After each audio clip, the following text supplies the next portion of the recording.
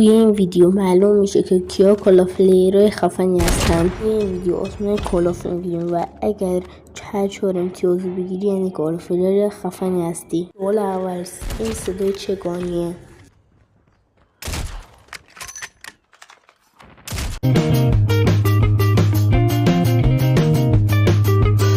HDR.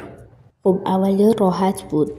سوال دوم، حالا این صدای چه تفنگیه؟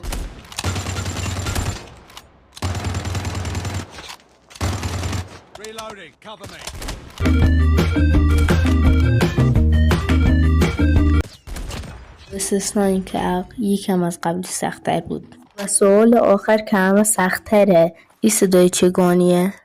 دقت کنید این 2 نمره داره.